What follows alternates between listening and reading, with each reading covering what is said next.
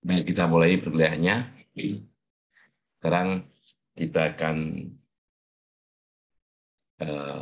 saya akan sampaikan perihal masih yang berkaitan dengan statistik cukup, yaitu statistik cukup minimal ya. Sebagai kelanjutan dari materi sebelumnya, suatu statistik T itu dikatakan statistik cukup dan minimal ya. Cukup dan minimal jika dan jika statistik T itu merupakan fungsi dari statistik cukup yang lain. Nah, jadi untuk semua statistik cukup S, maka akan ada suatu fungsi H.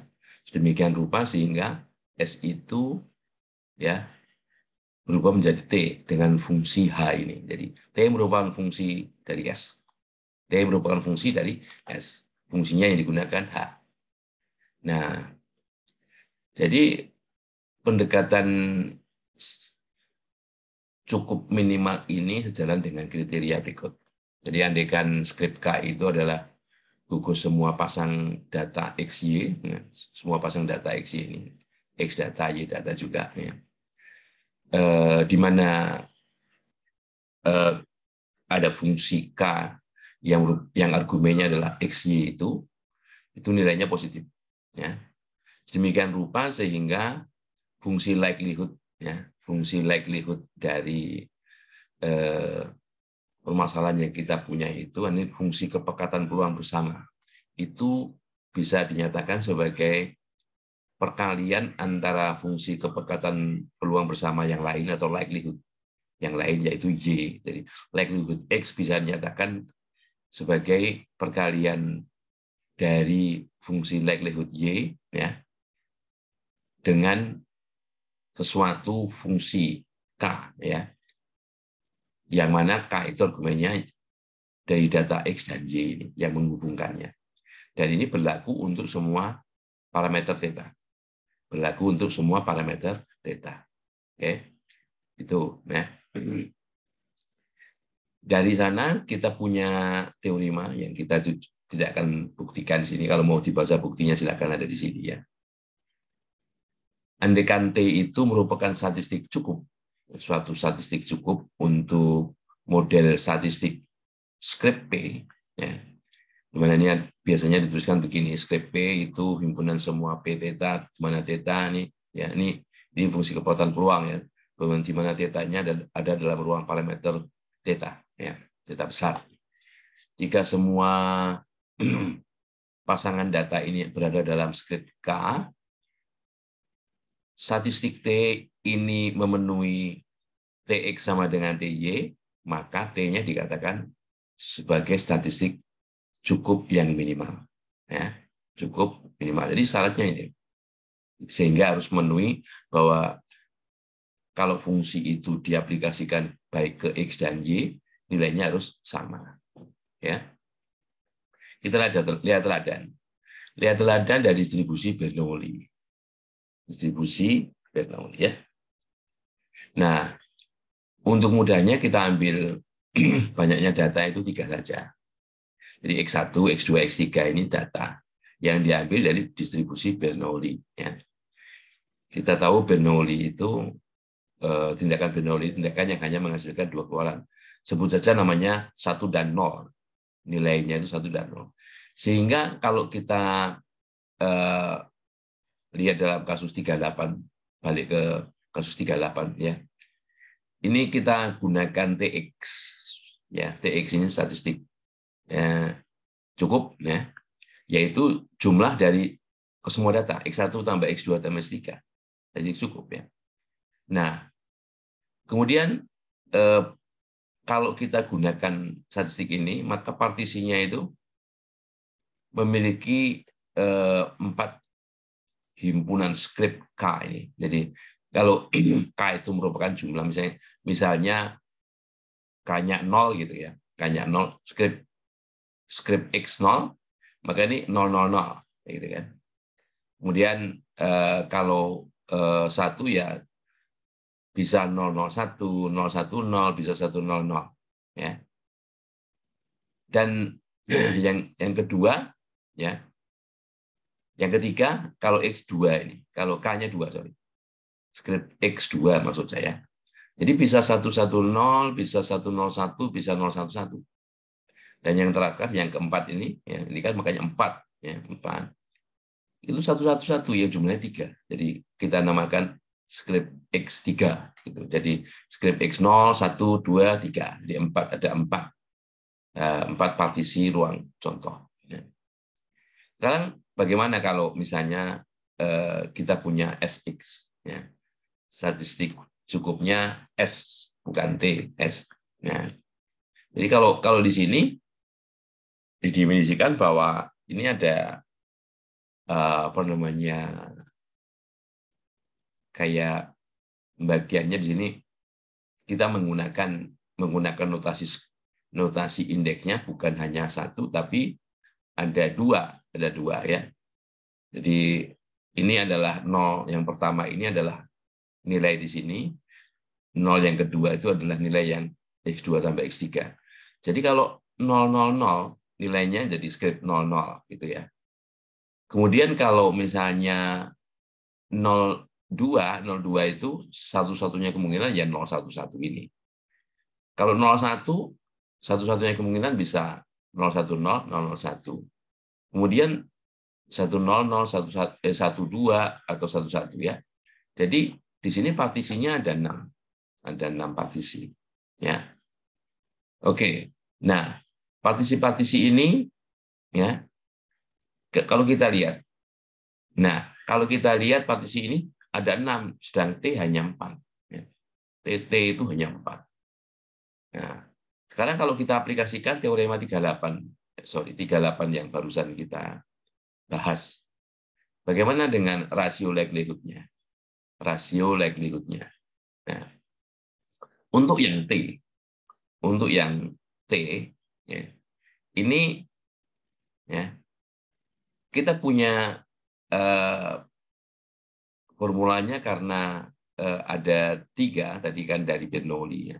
Bernoulli X1 X2 3 sampelnya saling bebas, ini independent sampel ya. Maka kita bisa nyatakan fungsi likelihood-nya itu theta pangkat jumlah xi. Ya, i dari 1 sampai 3 kali 1 min theta pangkatnya 3 dikurang jumlah di sini ya. Nah, oke. Nah, maka di sini dari rasio 2 likelihood ini, maka titik-titik xy ini berada dalam script K ini, script K ya. Itu jika dan jika bahwa jumlah ini sama. Kan konstanta. Konstanta yang tergantung data. Nilainya lebih besar dari 0 ya. Jadi untuk statistik T di sini ya itu ya memenuhi teorema 38 jika dan jika Tx-nya sama dengan Ty. Tx-nya sama dengan Ty. Nah, coba kalau sekarang S-nya bukan sekarang statistik S yang dipakai. Nah, kalau misalnya kita ambilkan ini kan sembarang X, sembarang Y. Kalau ini kita ambil sembarang X-nya misalnya 100 dan Y-nya 010, maka skrip K ini nggak berlaku untuk apa namanya statistik cukup S di sini. Ya. Karena SX tidak sama dengan SY. 100. 100 itu di mana? 100 di sini. Jadi skrip 10. Sedang 010 itu di sini. Ya. 010 di sini. Jadi berbeda dia. Di dua partisi yang berbeda. Oleh karenanya, S itu tidak dianggap sebagai statistik cukup yang minimal. Tidak minimal. Ya. Dia cukup, tidak minimal. Ya. Oke. Jadi, kalau diringkas, suatu statistik T itu membangkitkan suatu partisi dari ruang contoh. Ya. Partisi ruang contoh. Kemudian, partisi yang digenerate atau dibangkitkan dengan statistik cukup, itu memiliki sifat-sifat bahwa kita tahu bahwa ini ya, skrip XT ini adalah himpunan semua data X demikian rupa sehingga statistik TX ini sama dengan nilainya sama dengan T di sini, di mana data itu berada. Ya. Hingga kita dapat menentukan fungsi likelihood-nya. Ya. Oke, kita lihat misalnya ini teladan lagi distribusi normal. Ya. Ini sampel X-nya ini dari distribusi normal ya dengan parameter rata-rata mu dan varian sigma kuadrat. Oke. Nah, kita tahu mu itu nilainya bisa dari min tak hingga sampai tak hingga. Sehingga di sini dinotasikan bahwa himpunan semua kemungkinan mu-nya itu bilangan real. Namun untuk varian tidak bisa negatif. Maka di sini dituliskan real positif, jadi positif real ya. Jadi ruang contohnya berada di sini. Ya, ini Cartesian product kan. Oke. Oke. Nah, sekarang bagaimana rasio likelihood-nya? Rasio likelihood. Ini likelihood dari sampel berukuran n ya, sampel berukuran n. Oke. Kalau datanya ada x1 sampai xn ya. Di sini juga gitu, y1 sampai yn. Nah, kalau kita perhatikan di sini ya, ini sama persis, yang beda hanya yi sama xi ini. Karena ya kita ambil dua data ini, walaupun ini y bukan berarti enggak di sini, bukan. Ini maksudnya data lain. Beda antara x dan y ini, namun tetap berada pada kaidah bahwa mereka keduanya dari distribusi normal ya, dengan dua parameter ini. Nah, kalau kita lihat ya, rasio dua likelihood ini ya.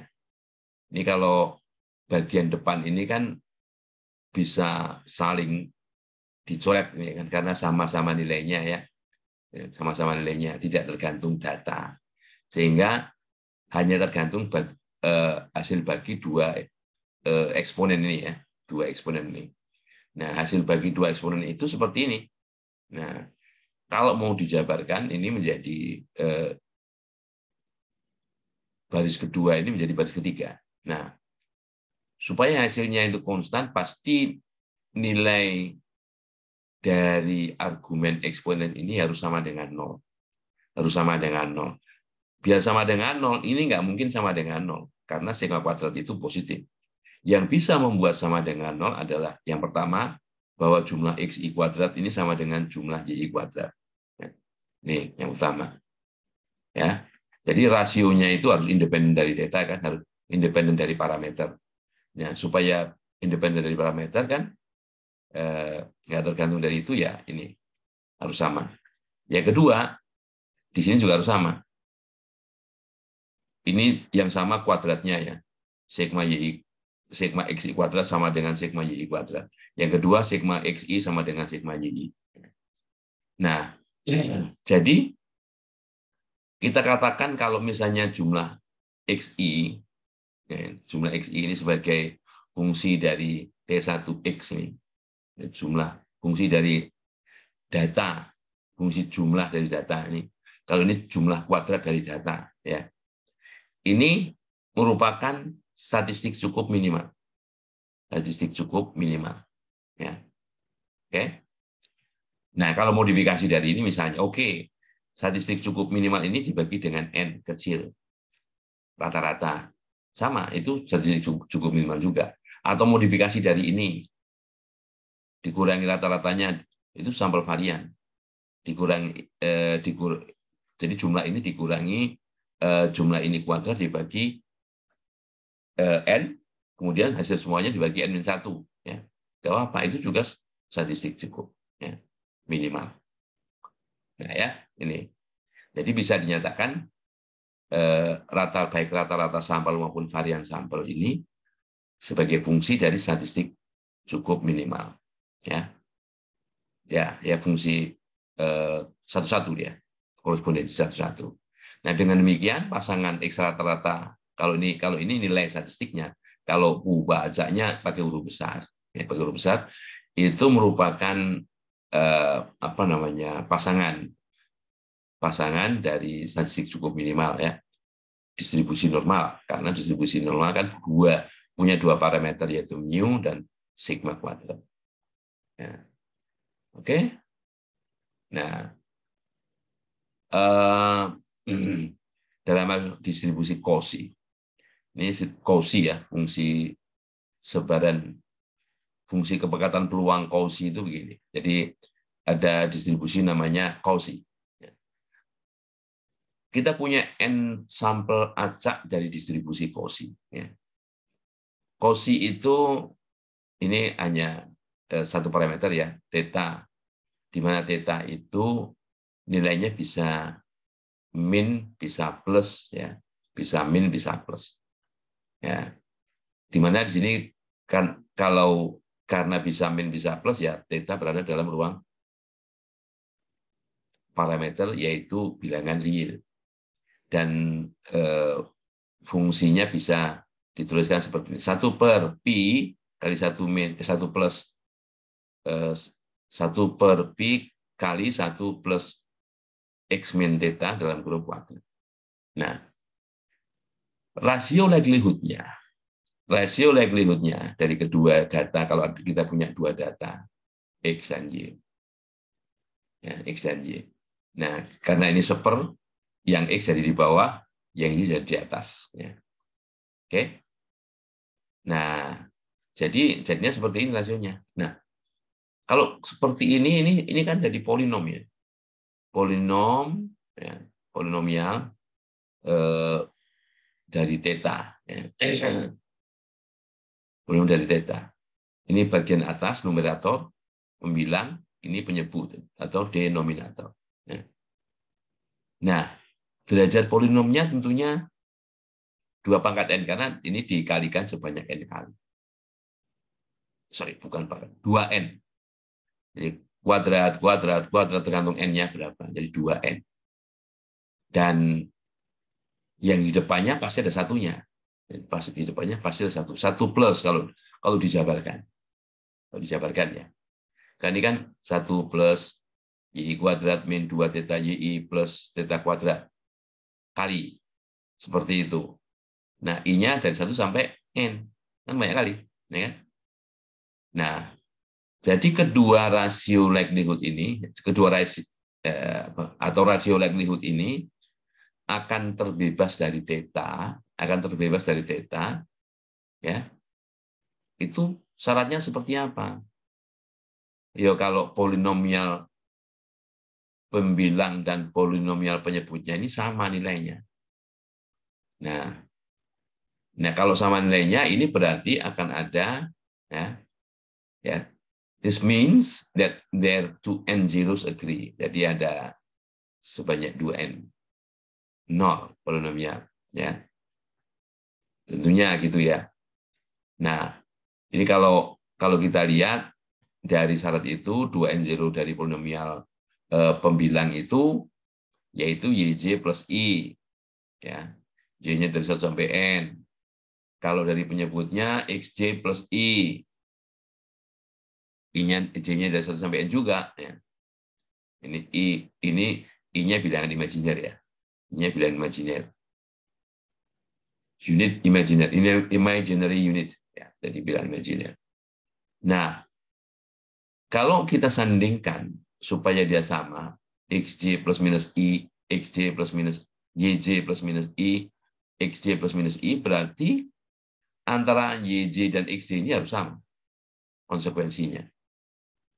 Nah, dan itu untuk semuanya, untuk semua data. Oleh karenanya, ya, rasio likelihood-nya itu akan sama. Rasio likelihood-nya, fungsi rasio likelihood-nya pada x dan y itu saling bebas terhadap theta ini. Syaratnya kalau, nah ini, statistik tataan baik untuk x dan y ini sama. Jadi terkecilnya x harus terkecilnya y sama, terkecil keduanya x sama dengan terkecil keduanya y, dan seterusnya sampai terbesarnya x ini sama dengan terbesarnya y. Jadi semuanya sama. Jadi statistik cukupnya ya adalah statistik tataan. Semua. Ada berapa? Ada N. Jadi statistik terkecil pertama, kedua, ketiga, sampai ke N. Ya, oke. Baik.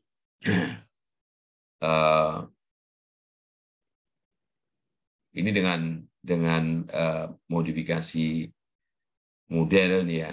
Jadi di sini dalam teladan 326 ini adalah model regresi logistik untuk data pasien ya. Misalkan ada N pasien dengan kolesterol level, min kolesterol level Z1 sampai Zn ini karena sesuai dengan banyaknya pasien Z1 sampai Zn itu. Ya. Itu taraf kolesterol, taraf rata-rata kolesterol ya. Oke. Dan XI-nya itu data biner, yaitu data pasien yang ke I yang memiliki HD. HD itu heart disease ya. Heart disease. Oke. Nah, jadi misalkan ZI ini fix. ZI ini fix ya. Dan XI adalah realisasi dari variabel Bernoulli dengan peluang PZI. Ya, PZI. Oke. Oke, nah pendekatan yang umum untuk model peluang sakit merupakan fungsi dari psikofaktor ini. Ini dengan model parametrik diasumsikan bahwa parameter alami dari distribusi Bernoulli itu hubungannya linier terhadap ZI tadi, terhadap ZI ini ya. Jadi menggunakan hubungan bahwa log ZI dibagi 1 min log PZI dibagi 1 min PZI itu sama dengan ini bentuknya linier ya. Beta 0 plus beta 1 ZI. Ya. Kita tidak tahu beta 0 beta 1 ini ya karena beta 0 beta 1 ini parameternya yang umumnya tidak diketahui. Ini unknown parameter ya. Beta 0 beta 1. Nah, kemudian bagaimana menurunkan statistik cukup minimal untuk beta 0 dan beta 1 ini? Nah, secara ekuivalen nih ya, ekuivalen sama bahwa ini transformasi logit. Jadi kalau ini diubah menjadi fungsi dari PZI, ya, PZI itu fungsi apa gitu ya. Ini menjadi begini. Jadi begini. Jadi kalau ini dieksponenkan gitu ya, dieksponenkan kita lihat dicari PZI merupakan fungsi dari apa gitu. Ya. Jadi ditransformasi logit menjadi PZI menjadi seperti ini. Nah, sekarang fungsi likelihood-nya itu PZI, kemudian di sini kan ada di sini biner nih. 01. Ini PZI kali pangkat XI kali 1 min PZI pangkat 1 min. Nah, di sini ini Bernoulli.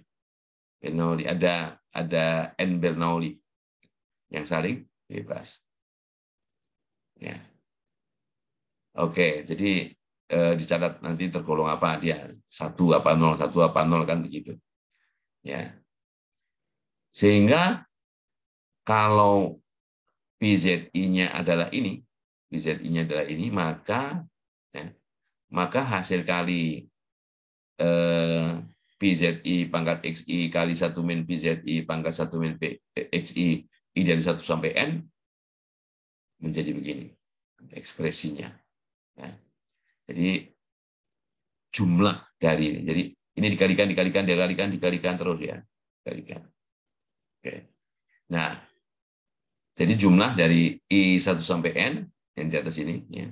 Yang di bawah hasil kali dari Sehingga nggak bisa dikalikan, nggak bisa dijumlahkan tandanya di sini. Karena ini perkalian ini, kalau perkalian ini kan E pangkat beta 0 EXP beta 0 beta 1 ZI kali EXP beta 0 plus beta 1 dari Z1 Z2 dan seterusnya kan. Ya, itu bisa. Nah, di sini bisa dikalikan karena nih ada ininya, ada nanti yang nol yang mana, yang satu yang mana itu kan tergantung ininya, tergantung datanya keberapa. Ya, jadi perkalian ini menjadi seperti ini, yang di atas, yang di bawah menjadi seperti ini. Ya. Oke. Nah kemudian kalau kita ingin mengaplikasikan ke teorema 38 tadi ya, jadi rasio 2 likelihood. Nah, kalau rasio 2 likelihood berarti ini dibagi. Ini yang pakai X, yang satunya pakai Y, jadi ganti ya. Nah, yang bawah ini nggak menyinggung X dan Y, yang bawah. Jadi rasionya hanya rasio bagian atas saja. Rasio bagian atas. Gitu? Ini kan Z. Nah, Z. Yang X. Ini datanya biner itu kan X. Nah, satunya lagi Y. Jadi akan sama yang pertama kalau jumlah dari XI ini sama dengan jumlah dari YI. Lupakan beta nolnya, karena nggak ada I-nya di sini. B1-nya juga gitu, B1-nya. B1-nya juga bukan B1-nya. Bagian kedua, ini bagian pertama, suku pertama, suku kedua. Yang bagian di sini supaya ini hasilnya supaya bebas dari beta 0, beta 1, supaya independen dari beta 0, beta 1. Yang pertama jumlah XI sama dengan jumlah YI. Yang kedua jumlah XI ZI atau ZI XI sama dengan ZI YI. Jadi kedua ini harus sama. Nah, dengan demikian statistik minimalnya yang pertama jumlah XI saja. Yang kedua jumlah ZI kali XI. Itu merupakan statistik minimal. Ya, yang harus ini. Jadi yang dipakai itu. Oke. Nah, kadang aplikasi teori 38 itu memerlukan komputasi yang panjang. Ya. Nah, jika kita telah menunjukkan sesuatu, maka sesuatu itu menjadi mempermudah permasalahan. Apakah suatu itu yaitu keluarga eksponensial. Ya. Jadi kita perhatikan suatu distribusi X itu menjadi anggota dari keluarga eksponensial, ya. Itu jika fungsi kepekatan peluangnya itu bisa dinyatakan sebagai perkalian ini. Ya, perkalian ini. Suatu fungsi A yang hanya tergantung dari parameter. Kemudian suatu fungsi H yang tergantung datanya saja. Nah, yang di tengah ini, yang hati-hati. Yaitu penjumlahan beberapa sampai bisa sampai ke K. Tapi K ini bisa 1, ya, yang minimal 1. Dari perkalian yang berkaitan dengan fungsi theta, fungsi parameter itu dengan fungsi data. Fungsi dari parameternya ini psi, ya. Fungsi datanya t. Nah, t itulah yang nanti menjadi kandidat nih statistik cukupnya. Statistik cukupnya kalau kita menggunakan data acak, data sampel acak berukuran n, jadi sehingga menjadi jumlah. Ya, jadi kalau ini satu data, kalau ini sampel berukuran x, yang sampel berukuran n, ya, sampel berukuran n, ya, maka fungsi likelihood-nya tentunya merupakan perkalian dari ini, perkalian dari fungsi kepekatan peluang ini. Ya. Jadi karena ada sebanyak n, ini nggak ada indeksnya, jadi a theta pangkat n, ya, a theta pangkat n. Kemudian h x-nya sekarang kasih indeks xi, perkalian HXI I dari 1 sampai N. Nah, yang bagian di sini, karena ini adalah argumen dari bilangan eksponen, maka nilainya menjadi jumlah. Nah, yang ada kaitannya dengan data itu bagian di sini, X-nya. Sehingga X ini harus tambahkan indeksnya menjadi XI. Nah, karena X yang ada I-nya di sini, maka jumlah itu posisinya ada di sini. Jumlah TJXI. I dari 1 sampai N. Kalau di sini juga boleh, tapi ini bagian yang di depan ini nggak ada J, nggak ada I-nya. Jadi bisa aja ditaruh di depan sigma. Yang awal perhitungannya mulai I dari 1 sampai N. I mulai dari 1 sampai N. Ya. Nah, sehingga statistik cukupnya itu ya dari sini kita lihat. Ya, dari sini kita lihat. Yang pertama, jumlah I dari 1 sampai N, T1 XI, T2 XI. Karena ada sebanyak K. Ada sebanyak K. Ya, ada sebanyak K. Jadi, seperti itu. Ya. Nah, kemudian, dari teorema 39 ini kalau kita punya contoh acak, ya, saling bebas stokastik identik, acak, contoh acak itu bebas stokastik identik, ya, dari fungsi yang dari distribusi yang termasuk famili eksponensial K parameter, strictly K parameter, strictly, ya, maka ya statistik TN ini yang barusan kita bahas, itu merupakan statistik minimal. Jadi T1XI, I dari 1 sampai N, T2XI, I dari 1 sampai N, TKXI, I dari 1 sampai N, itu statistik cukup minimal. Yang kedua, sebaran dari statistik TNX itu anggota juga dari keluarga eksponensial K parameter atau parameternya K. Ini kalau mau menunjukkan bagaimana proof atau buktinya. Ya.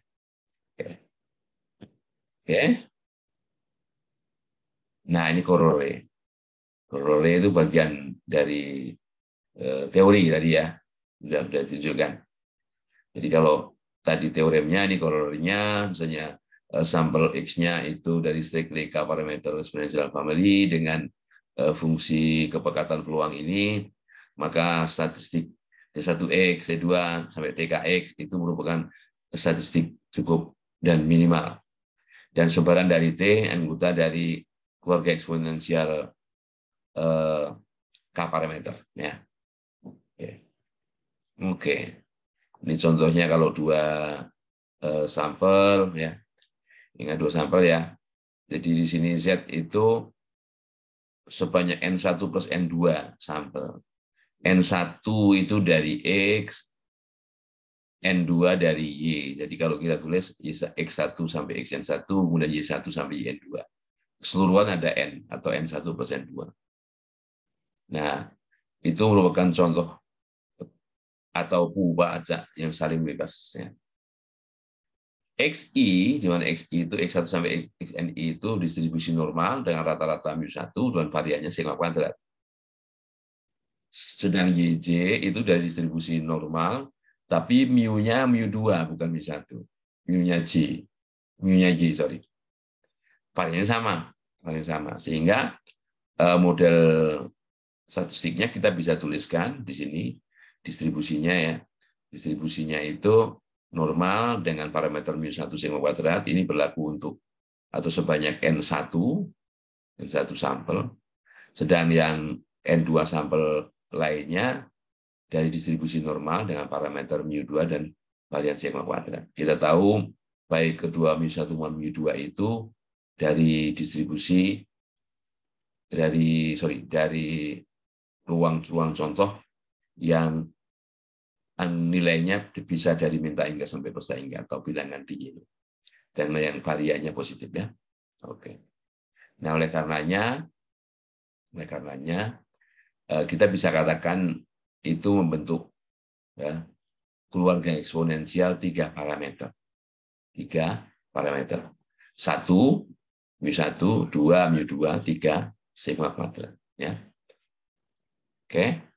Nah, dan TZ-nya, ya TZ-nya statistik minimalnya kita tahu dari yang sebelum-sebelumnya. Yang pertama kali adalah yang menentukan ini rata-rata 1, yang menentukan rata-rata 2, ya.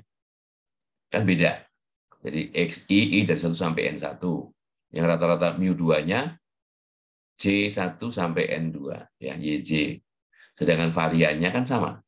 Varian sama itu dihitung dengan menggunakan jumlah dari masing-masing data yang dikuadratkan. Sigma I kuadrat dan sigma IJ kuadrat.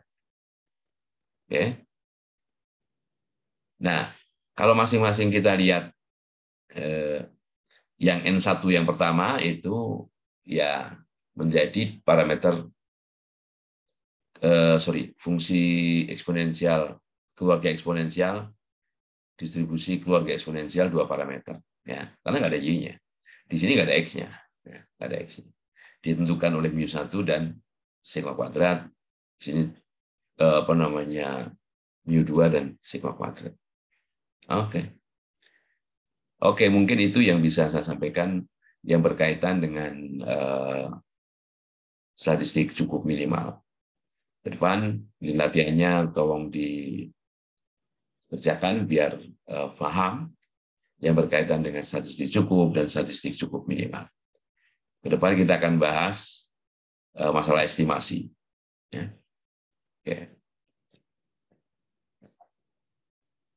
Ya, ini ke depan estimasi. Oke, terima kasih.